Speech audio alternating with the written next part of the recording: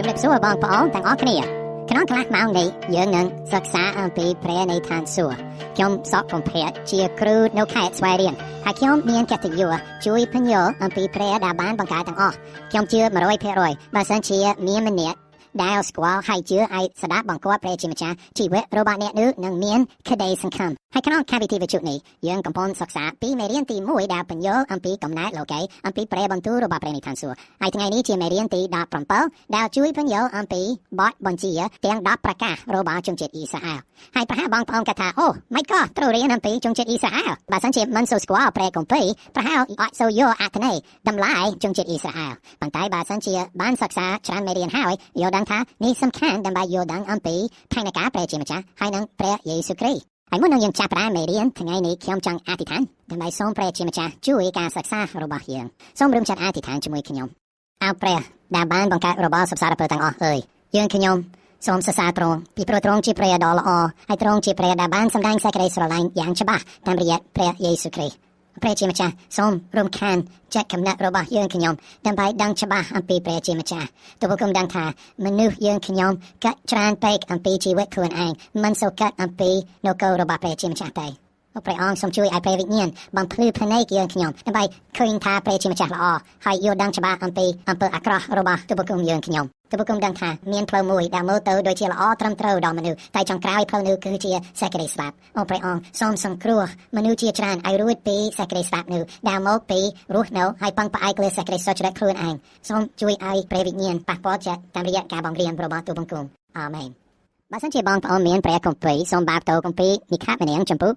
19ហើយថ្ងៃនេះយើងនឹងសិក្សាក្នុងចំពុក19និងចំពុក20មេរៀន1យើងបានសិក្សាថាជនជាតិអ៊ីស្រាអែល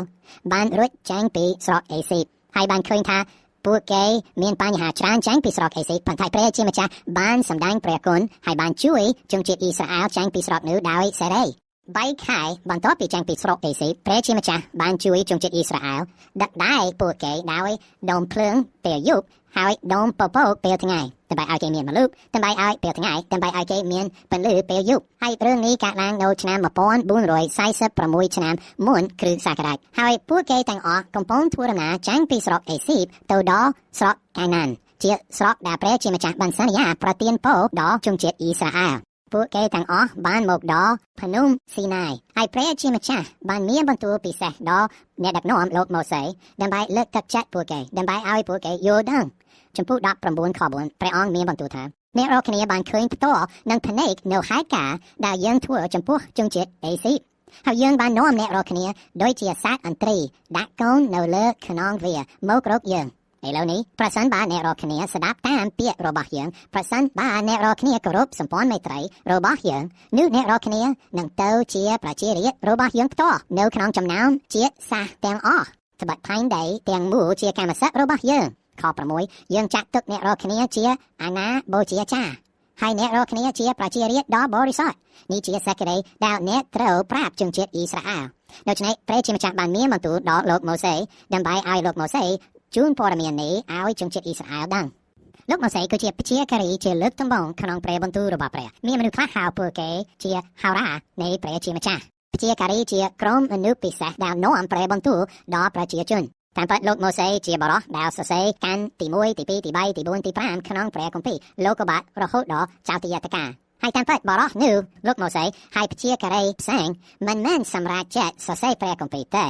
គេសរសេរតាមព្រះវិញ្ញាណដែលបណ្ដាលឲ្យគេជំរុញចិត្តគេឲ្យសរសេរក្នុងខ4ព្រះជាម្ចាស់បានរំលឹកពួកគេថាគេបានចេញពីស្រុកអេស៊ីបដោយព្រះពររបស់ព្រះជាម្ចាស់ព្រះជាម្ចាស់បានរំលឹកពួកគេអំពីសម្ព័ន្ធមេត្រីដែលព្រះជាម្ចាស់បានធ្វើជាមួយលោកអាប់រ៉ាហាំ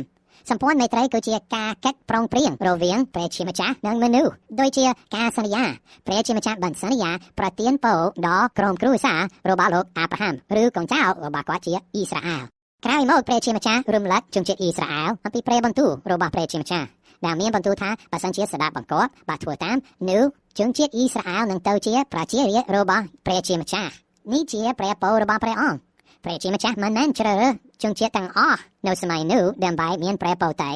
ខ្ញុំអត់និយាយថាព្រះជាម្ចាស់មិនស្រឡាញ់ជនជាតិទាំងអស់ទេមិនមែនទេព្រះជាម្ចាស់ស្រឡាញ់យើងទាំងអស់ប៉ុន្តែបានជ្រើសរើសជនជាតិមួយឲ្យក្លាយទៅជាអាណាចបូជាចារ្យដើម្បីឲ្យពួកអ៊ីស្រាអែលដឹងថាគេត្រូវតែកោតខ្លាចហើយរស់នៅដោយបរិសុទ្ធ ហើយបំរើព្រះអង្គដើម្បីឲ្យជនជាតិទាំងអស់នឹងស្គាល់ព្រះជាម្ចាស់ផងដែរហើយកាលណាជនជាតិអ៊ីស្រាអែលបានឮព្រះបន្ទូលរបស់ព្រះពីលោកម៉ូសេពួកគេទាំងអស់យល់ព្រមធ្វើតាមព្រះជាម្ចាស់ក្រោយមកព្រះជាម្ចាស់បានមានបន្ទូលដល់លោកម៉ូសេថាគឺព្រះអង្គនឹងយាងមកភ្នំស៊ីណាយដើម្បីជួបជាមួយលោកម៉ូសេខ10បានចែងថាព្រះអម្ចាស់មានព្រះបន្ទូលមកកាន់លោកម៉ូសេថាយើងនឹងមករកអ្នកដោយស្ថិតនៅក្នុងផ្ទាំងពពកយ៉ាងក្រាស់ដើម្បីឲ្យប្រជាជនឮយើងនិយាយជាមួយអ្នកហើយទុកចិត្តលើអ្នកជារៀងរហូត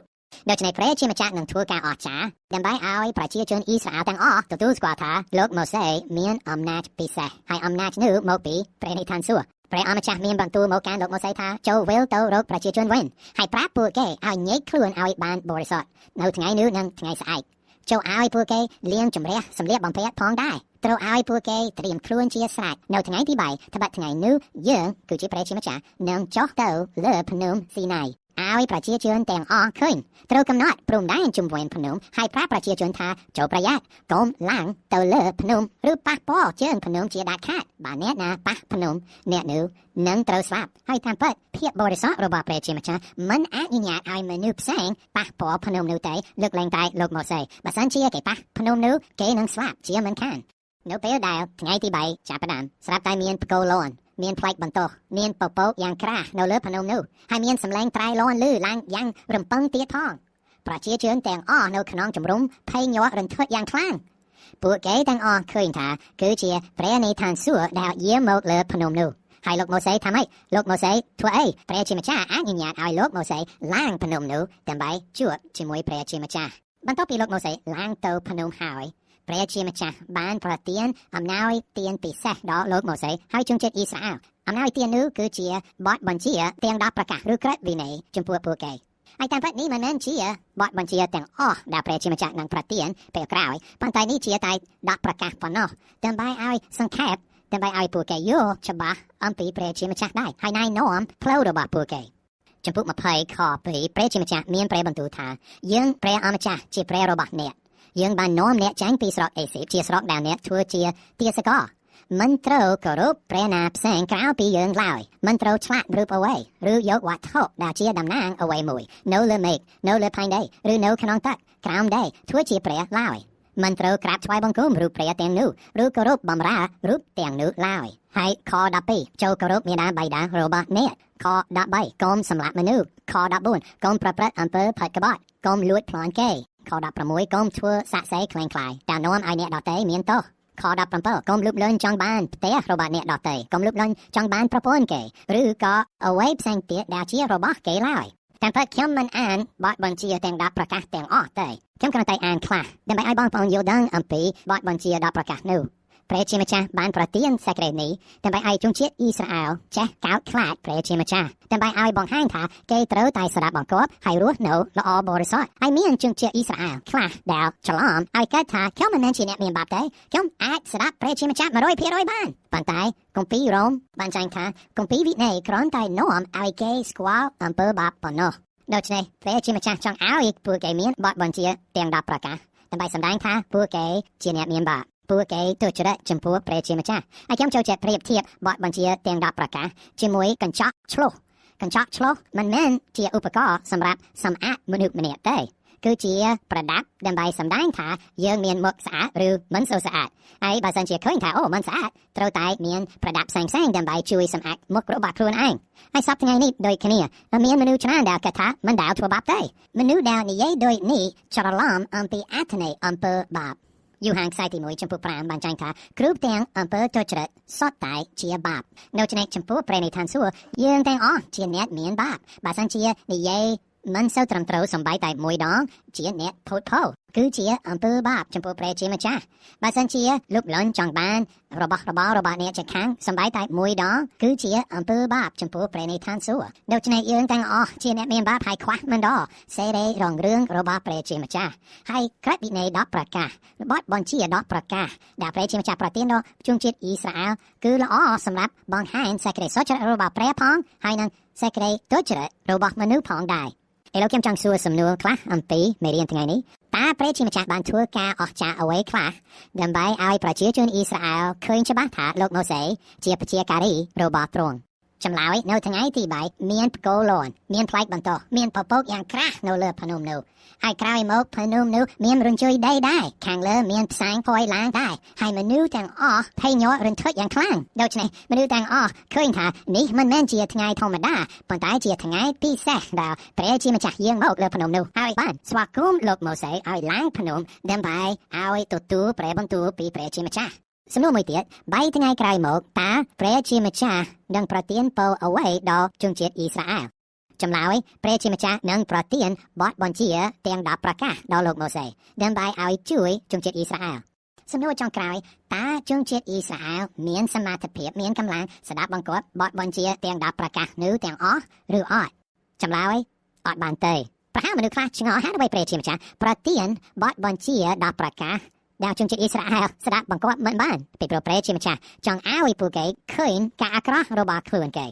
សំណួរធំដែលយើងត្រូវតែឆ្លើយគឺតើយើងដែលមិនមែនជនជាតិអ៊ីស្រាអែលត្រូវតែធ្វើតាមគម្ពីរវិន័យជនជាតិអ៊ីស្រាអែលដើម្បីជឿលើព្រះនៃឋានសួគ៌ឬអត់ព្រះគម្ពីរបានចែងថាយើងដែលមិនមែនជនជាតិអ៊ីស្រាអែលមិនត្រូវធ្វើតាមគម្ពីរវិន័យដូចនេះទេឬបទបញ្ជាទាំង10ប្រការទេមុននឹងការសាវិទីបង្គាប់របស់ព្រះយេស៊ូវគ្រីស្ទមនុស្សទាំងអស់ដែលចង់ធ្វើតាមព្រះនៃជនជាតិអ៊ីស្រាអែលព្រះនៃឋានសួគ៌ពួកគេត្រូវតែក្លាយទៅជាជនជាតិអ៊ីស្រាអែលគេត្រូវតែដាក់ដង្វាយតាមគម្ពីរវិន័យរបស់សញ្ញាចាស់ត្រូវតែទទួលពិធីកាត់ស្បែកត្រូវតែគោរពថ្ងៃពិសេសដោយជនជាតិអ៊ីស្រាអែលបន្ទាប់ពីការសាវិទីបង្គាប់របស់ព្រះយេស៊ូវគ្រីស្ទខាងវិធីរបស់ព្រះជាម្ចាស់ចំពោះមនុស្សជាតិបានប្រែប្រួលសិស្សរបស់ព្រះយេស៊ូវចាប់ផ្ដើមបង្រៀនអ្នកទូទៅថាព្រះនៃឋានសួគ៌នឹងទទួលជនជាតិទាំងអស់ដោយមិនប្រព្រឹត្តតាមបទបញ្ជាទាំង10ប្រការឬបទបញ្ជាផ្សេងក្នុងសញ្ញាចាស់មានខគម្ពីរខ្លះដែលខ្ញុំចង់ជម្រាបបងប្អូនទី1គឺគម្ពីរកាការចំពោះ15ស្ថានភាពក្នុងចំពោះ15អ្នកដឹកនាំក្រុមជំនុំផ្សេងហើយសិស្សពិសេសគឺសាវករបស់ព្រះយេស៊ូវពួកគេទាំងអស់មានប្រជុំដើម្បីស្ដាប់របាយការណ៍របស់2នាក់ដែលបានទៅផ្សាយដំណឹងល្អដល់ជនជាតិក្រិកជនជាតិដែលមិនមែនជនជាតិយូដាទេប៉ុន្តែកាលណាគេមានប្រជុំនោះមានមនុស្សខ្លះដែលឈរឲ្យគេចាប់ផ្ដើមនិយាយខ5ថាត្រូវតែកាត់ស្បែកឲ្យពួកគេនិងបង្គាប់ពួកគេឲ្យកាន់តាមគម្ពីរវិន័យរបស់លោកម៉ូសេនេះជាបញ្ហាធំពីព្រោះនេះមិនមែនជាទំនៀមទម្លាប់របស់សិស្សព្រះយេស៊ូវទេដូច្នេះក្នុងខ6ខ7ពួកគេបានពិចារណាអំពីបញ្ហានេះយ៉ាងយូរពីព្រោះនេះជារឿងសំខាន់មែនទែនតើព្រះជាម្ចាស់នឹងទទួលជនជាតិដែលមិនមែនជនជាតិអ៊ីស្រាអែលតាមគម្ពីរវិន័យក្នុងសញ្ញាចាស់ឬតាមតែព្រះយេស៊ូវប៉ុណ្ណោះហើយក្នុងខ7បន្តលោកពេត្រុសកំពុងឆ្លើយអំពីយោបល់របស់គាត់ហើយគាត់និយាយថាខ10ឥឡូវនេះចុះហេតុអ្វីបានជាអ្នករាល់គ្នាលបងលោព្រះជាម្ចាស់ដោយដាក់នឹមនៅករបស់ពួកសិស្សដូច្នេះដែលសំបីតែដូនតារបស់យើងនិងខ្លួនយើងផ្ទាល់ក៏មិនអាចទ្រាំទ្របានផងដូច្នេះលោកពេត្រុសសួរសំណួរនេះពីព្រោះគាត់ឃើញថាមានខ្លះដែលចង់ដាក់នឹមនៅករបស់សិស្សថ្មីហើយនឹមនោះគឺជាអ្វីនឹមនោះគឺជាដោយខ5ថាត្រូវតែទទួលពិធីកាត់ស្បែកហើយត្រូវតែធ្វើតាមគម្ពីរវិន័យរបស់លោកម៉ូសេនឹមនោះពិបាកទេពិបាកមែនតើចំពោះលោកពេត្រុសក្នុងខ10ហើយក្រោយមកបន្ទាប់ពីខ20ក្រុមប្រឹក្សានៅបានពិភាក្សាឲ្យសរសេរសម្បត្តិឲ្យផ្ញើដល់ក្រុមផ្សេង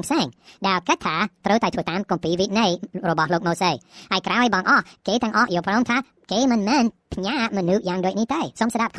24ពេលយើងឮថាមានអ្នកខ្លះនៅក្នុងចំណោមយើងដែលយើងមិនបានអនុញ្ញាតពួកគេបានចែងទៅរំខានអ្នករាល់គ្នាក្រុមមនុស្សនោះគឺជាមនុស្សដែលនិយាយថាត្រូវតែទទួលពិធីកាត់ស្បែកអាចត្រូវតែកាន់តាមគម្ពីរវិន័យរបស់លោកម៉ូសេពួកគេថាយើងមិនបានអនុញ្ញាតពួកគេបានចែងទៅរំខានអ្នករាល់គ្នាពីព្រោះពិបាកមែនតើធ្វើតាមគម្ពីរវិន័យរបស់លោកម៉ូសេ